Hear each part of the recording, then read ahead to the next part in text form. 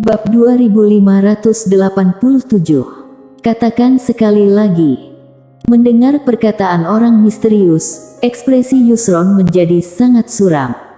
Paviliun Xianbao, tempat dagang yang paling kuat di dunia ini, benar-benar bersedia menyinggung klan Si demi Mile. Sebelumnya, dia tahu bahwa Mile adalah tamu kehormatan super di Paviliun Xianbao, juga disukai oleh ketua Paviliun Quincy. Tetapi dia mengira bahwa Paviliun Xianbao tidak akan mungkin bermusuhan dengan klan Si demi Mile. Bermusuhan dengan sebuah kekuatan super demi satu orang, betapa bodohnya melakukan hal seperti ini. Bagaimanapun dia tidak bisa melakukannya, oleh karena itu, dia mengira bahwa Quincy yang sangat cerdas juga tidak akan melakukannya. Tetapi sekarang, Quincy ini benar-benar melakukannya. Apakah Quincy ini keterbelakangan mental? Yusron mengutuk dalam hatinya. Di kejauhan, orang misterius itu juga tidak bisa berkata-kata. Dia telah setuju untuk melindungi menara kecil, dan sekarang, Mile berada di dalam menara kecil. Bagaimana ini? Saat ini, Yusron berkata dengan serius, "Tuan, klan Si dan Mile tidak akan berhenti sampai salah satu pihak mati. Aku dapat memberitahumu dengan jelas, dalam hal ini, klan Si tidak akan mengalah sedikit pun. Jika kamu bersikeras untuk terlibat dalam perseteruan antara klan Si dan dia, maka klan Si terpaksa menyatakan perang terhadap Paviliun Xianbao."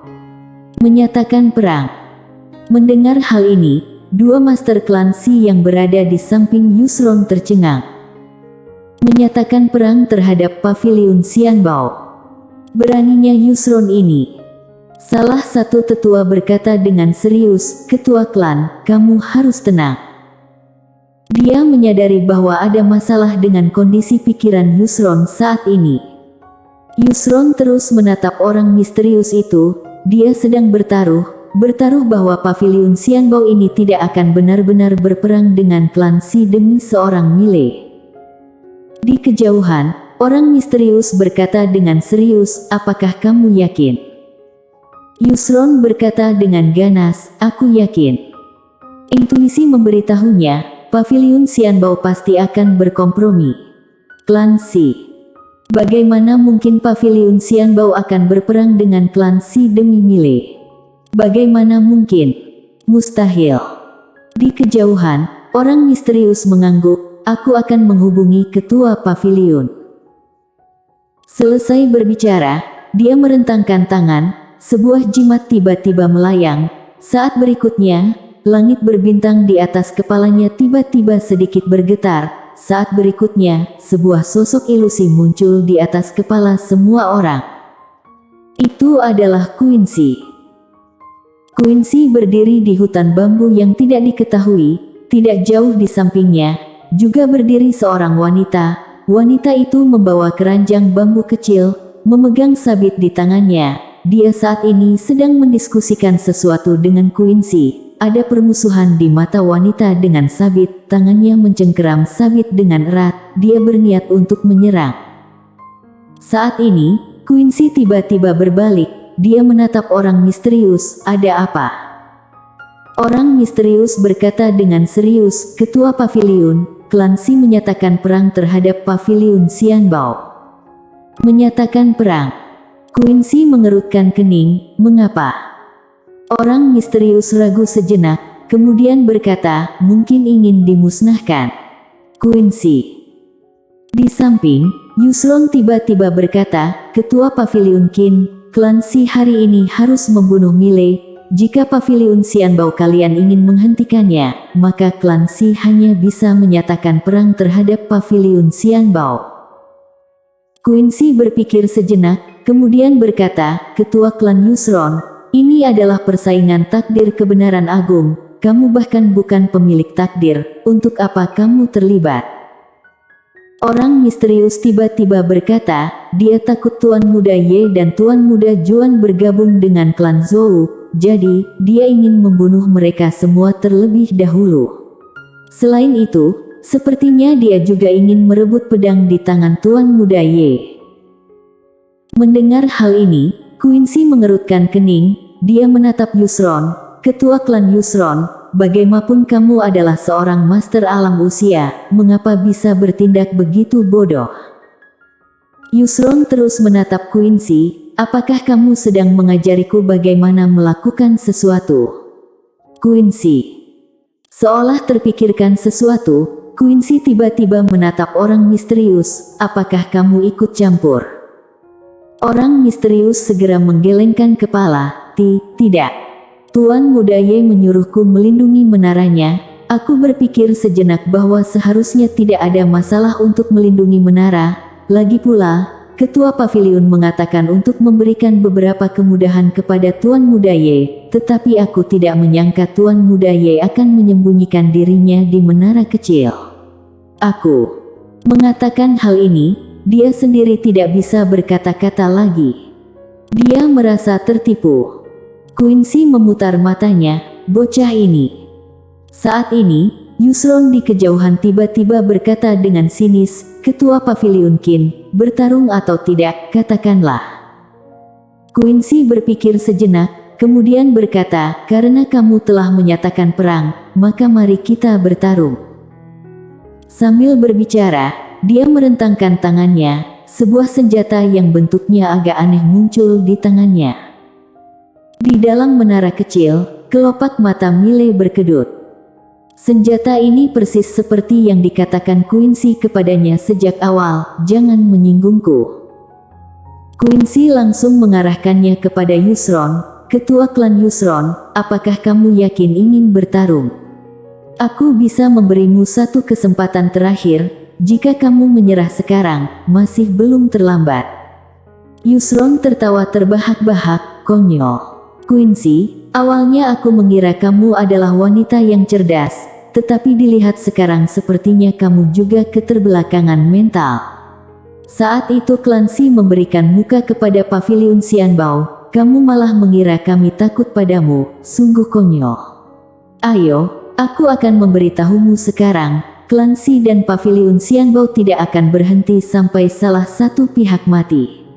Mulai saat ini, Clancy akan melakukan yang terbaik untuk menghancurkan Pavilion Xianbao.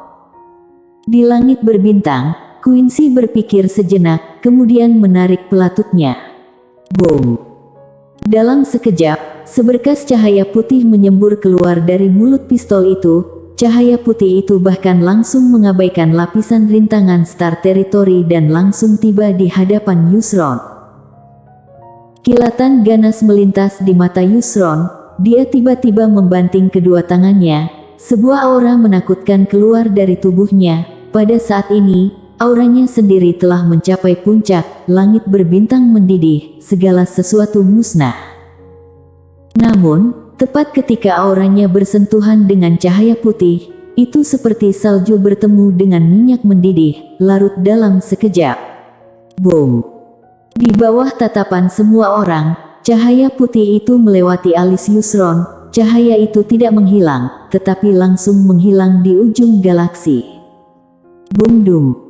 Tubuh Yusron seolah dipaku, dia langsung dipaku di tempat, tubuh fisiknya mulai menjadi ilusi sedikit demi sedikit. Yusron sedikit bingung. Mati. Dirinya sudah mati. Dibunuh secara instan. Wajah dua master Clancy yang berada di samping Yusron penuh kengerian, tubuhnya tidak bisa berhenti gemetar. Saat ini, mereka benar-benar bingung. Yusron adalah seorang alam usia. Dibunuh begitu saja oleh Quincy. Yusron menatap Quincy di kejauhan, berkata dengan suara gemetar, benda apa yang kamu pegang itu? Quincy mengedipkan mata, jangan menyinggungku. Yusron menelan ludah, kemudian berkata, kamu sehebat itu. Quincy tertawa terkikik, biasa saja, biasa saja. Yusron. Quincy berbalik dan menatap wanita di hadapannya, kemudian berkata, mengenai hal yang barusan aku katakan, ayo kita diskusikan kembali. Gadis kecil melirik ke arah benda ilahi di tangan Quincy, kemudian berkata, tidak perlu berdiskusi lagi. Ikuti saja apa yang kamu katakan. Sambil berbicara, dia ragu sejenak, kemudian menyimpan sabit. Apa yang kamu katakan benar, berkelahi dan sebagainya, memang sangat tidak baik. Kita seharusnya bicara baik-baik, wanita tidak boleh memukuli wanita, bagaimana menurutmu? Quincy. Di langit berbintang, tubuh Yusron menjadi semakin ilusi.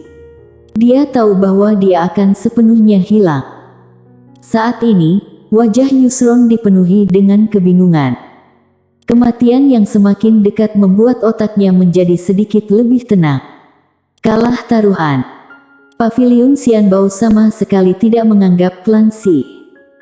Yusron melihat ke ujung langit berbintang di kejauhan. Tiba-tiba, dia menggelengkan kepala dan tersenyum, senyumannya sedikit menyedihkan. Harus dikatakan bahwa dia memang telah dibutakan oleh kekuasaan dan keinginan. Memikirkannya dengan seksama sekarang, bagaimana mungkin Mile ini orang biasa? Seperti yang dikatakan Nando, bahkan jika dia membunuh Mile dan merebut pedang biru gaib, apakah Clancy sendiri akan mampu menanggungnya? Diri sendiri telah menghalangi kultivasi. Yusron tiba-tiba berkata dengan lembut, Jerome, cari Nando dan minta dia kembali untuk memimpin Clancy. Jerome berkata dengan suara gemetar, ketua klan. Yusron menggelengkan kepala, maaf. Ucapan terdengar, dia menghilang sepenuhnya. Di tempat, setelah Jerome dan satu orang lainnya terdiam sejenak, mereka berbalik dan pergi. Membunuh Mile. Mereka tidak berani lagi. Prioritasnya sekarang adalah menemukan Nando dan membangkitkan kembali Clancy. Dan tepat pada saat ini, menara kecil tiba-tiba sedikit bergetar, selanjutnya, Mile berjalan keluar. Dan saat ini, dia telah mencapai alam usia. Mile menatap orang misterius di depan, orang misterius ragu sejenak, kemudian berkata, Tuan Muda Ye, kamu telah mencapai alam usia. Mile mengangguk. Orang misterius tidak bisa berkata-kata. Apa-apaan? Barusan alam pengamat internal, sekarang sudah menjadi alam usia. Mengapa kultivasi ini mudah seperti minum air? Mile menyimpan menara kecil, kemudian berkata, Senior, terima kasih banyak. Selesai berbicara, dia berbalik dan pergi. Orang misterius berkata dengan serius, Tuan Muda Ye, kamu akan pergi kemana? Mile tidak menoleh, memusnahkan Clancy. Orang misterius. Di sisi lain, Juan sedang dikejar secara liar. Dia masih tidak mampu bertarung 1 lawan 3. Namun untungnya, Juan tidak lemah. Sambil berkelahi dan berlari, dia masih bisa bertahan.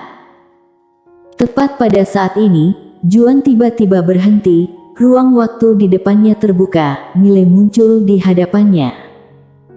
Melihat Mile, Juan tercengang terlebih dulu, kemudian sangat gembira, Saudara Ye. Mile menatap 3 orang Master Clancy di kejauhan, 3 orang tiba-tiba berbalik dan menghilang di ujung langit. Jelas, mereka telah mengetahui tentang Yusron. Melihat 3 orang itu tiba-tiba pergi, Juan sedikit bingung, dia menoleh dan memperhatikan Mile dengan seksama, kemudian berkata, Saudara Ye, kamu telah mencapai alam usia. Mile mengangguk, mau pergi ke Clancy. Juan mengerutkan kening, untuk apa pergi ke Clancy? Mile berkata dengan ringan, Yusron sudah mati, sekarang Clancy tidak memiliki pemimpin, bunuh mereka. Juan berkata dengan serius, Yusron sudah mati. Bagaimana bisa mati? Mile merentangkan tangan, pedang biru gaib muncul di tangannya. Dia mengayun-ayunkan pedang biru gaib dengan santai, menaikkan bulu matanya, menurutmu? Juan ragu sejenak, kemudian berkata, kamu yang membunuhnya. Mile tersenyum bangga, tetapi tidak berbicara. Juan. Mile tiba-tiba berkata, Saudara Juan, sekarang aku juga telah mencapai alam usia, akan sangat mudah untuk menghancurkan Clancy jika kita berdua bergabung. Pergi atau tidak? Juan berpikir sejenak, kemudian berkata, "Saudara Y, meskipun Yusron mati, tetapi sebagian besar master puncak klan Si masih ada. Jika kita pergi begitu saja ke klan Si, aku khawatir itu sedikit berbahaya." Miley berkata dengan tegas, "Apa yang ditakutkan? Kamu dan aku adalah jenius paling hebat di dunia. Dengan kemampuan kita berdua, apakah memiliki lawan dalam tingkatan yang sama? Tidak ada. Sama sekali tidak ada. Ayo, hancurkan klan Si." Selesai berbicara, dia langsung menyeret Juan dan menuju ke klan Si. Di langit berbintang, Juan melirik pedang di tangan Miley. "Saudara Y, pedangmu ini benar-benar bagus, di mana kamu membelinya?" Miley berkata, "Diciptakan adikku." Juan ragu sejenak, kemudian berkata, "Saudara Y, kamu dan aku adalah saudara, adikmu adalah adikku. Aku mengatakan seperti ini, tidak ada masalah, bukan?" Boom! Tiba-tiba, seberkas cahaya pedang jatuh dari kedalaman langit berbintang. Juan masih belum sempat bereaksi dan cahaya pedang itu langsung masuk ke atas kepalanya. Bum-dum. Tubuh fisik Juan langsung hancur, jiwanya menghilang dengan kecepatan yang dapat dilihat mata telanjang. Wajah Juan sangat bingung, "Apa yang terjadi padaku? Siapa aku?" Menara kecil tiba-tiba berkata, "Bermain dan membuat masalah tidak apa-apa, jangan bercanda tentang adiknya." Bima Sakti. Di suatu tempat di dalam ruangan kecil, sebuah desahan tiba-tiba bergema, "Kamu tidak bisa melakukan ini, dia memiliki takdir kebenaran agung, kamu tidak boleh sembarangan membunuhnya." Saat ini, pedang penerapan Taoisme tiba-tiba muncul di dalam ruangan kecil. Selanjutnya, suara Lydia terdengar dari dalam ruangan, "Katakan sekali lagi." Ruangan menjadi hening, bersambung.